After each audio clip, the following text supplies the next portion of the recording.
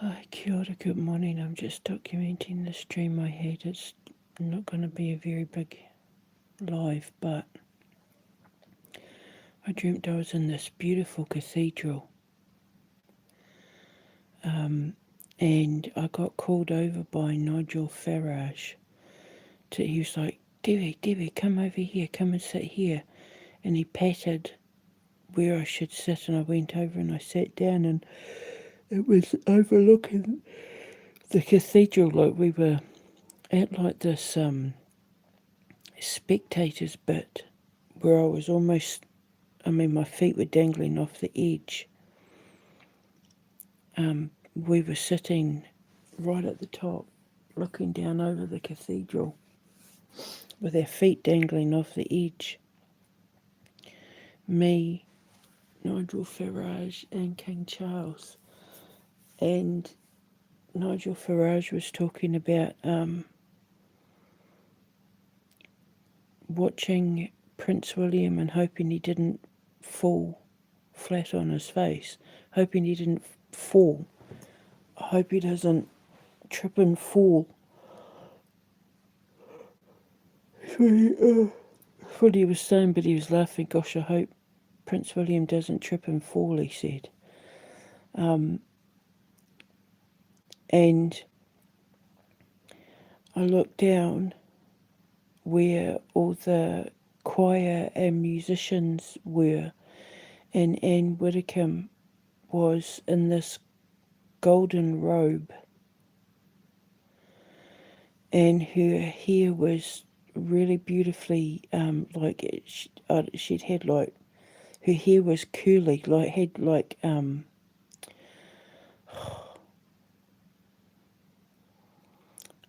someone had used a curling iron on her hair, and it was all blonde, like she'd had her hair dyed blonde, and it was curly, and she was wearing like this golden robe, and she was talking to the choir, inquiring about, the music they were playing, and she looked happy. She was quizzing them about the music they were playing. And she looked happy. She looked really lovely. She looked beautiful. And Nigel Farage said to me, Debbie, look, look over there, look, Debbie, that's your rose, that's your rose. And I looked to see where he was pointing, and he was pointing at this beautiful, it was like a row of really high stained glass windows. I mean, we were a good probably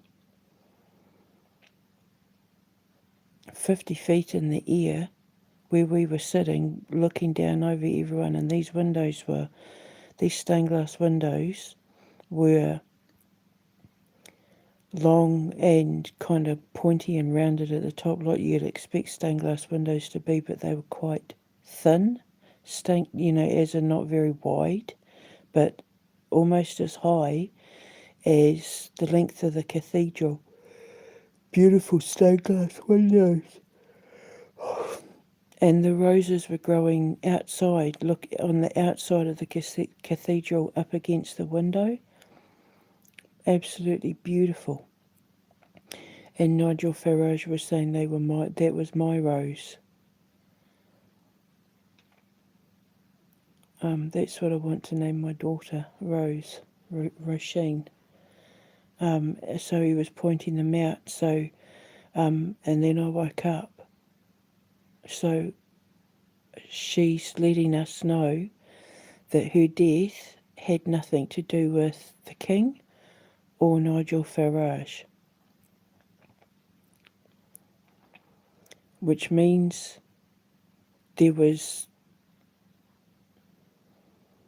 some sort of, because of her death had something to do with her job, her role, is it to do with Brexit? or but she was basically, I think, letting us know my death had nothing to do with those two. They weren't involved. So King Charles and Nigel Farage weren't involved or had anything to do with her death, which says to me her death that I'm on the right track, that it has something to do with her role as a politician or her job. You know what I mean? It wasn't like a robbery gone wrong or unrequited love or a crime of passion or anything like that. It was to do with her job or, her life in politics or something. I have to ask you. Because it was specifically the King and Nigel Farage, it had something to do with possibly politics or a political view or her role in reform or something to do with Brexit. Keeping Britain British, or you know what I mean. So we can eliminate Nigel Farage. I don't know if there's people out there that are thinking her death had something to do with him, and she's saying it's got nothing to do with him. Him and the King were inside the church, which means they're protected by God. She was letting me know the other. So what does that mean about the Conservatives and Labour then? I don't know, but that's the dream. And he was pointing out my rose, and the rose bush was on the outside of the church. It was banging up against the window, so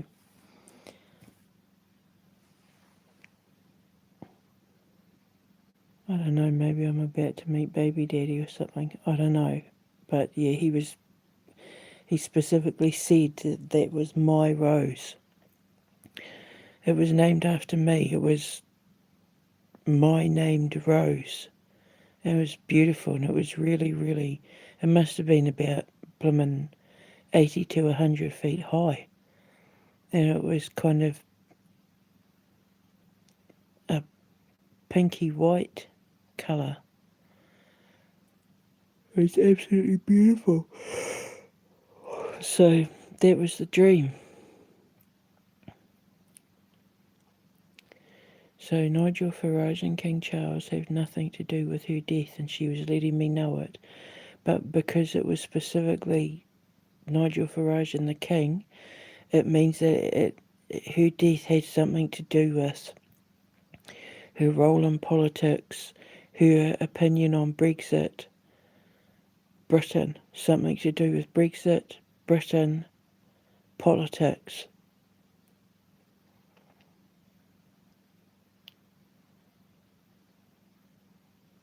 Which goes in line with what I'd said before.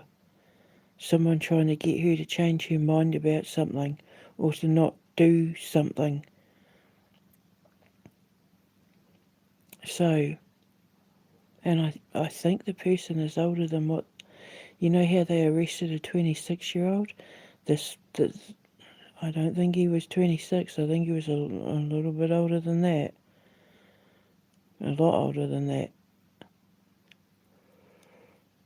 So,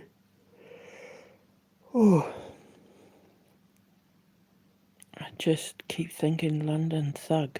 Someone,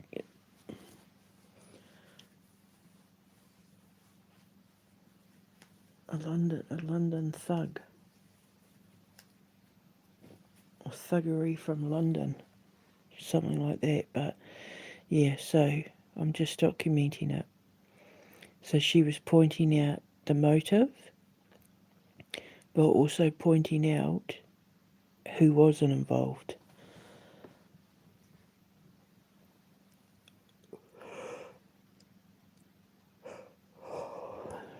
And she looked absolutely beautiful. She looked radiant. I couldn't believe it was her. She looked younger. She had blonde, like her hair had been all coloured, and she was wearing this beautiful golden robe, and she was quizzing the choir and the harpist and all of that. So there was an organist and a harpist, and she was questioning them about their music, asking them what the music was. Was it like they were playing something, and she was saying, "Is that blah blah blah?" Like naming the composition or something, and they were saying yes. So, and the cathedral was huge, and it was just beautiful. And I was sitting on the stonework at the top looking down over everything. And with what Nigel Farage was saying about Prince William, I'm wondering whether King Charles is getting ready to hand the royal duties over to Prince William. So he would be King William. Anyway, I just had to document it. I'm going back to sleep now. I'll speak to you later. I'll let you know if anything else happens. Oh, kaki there.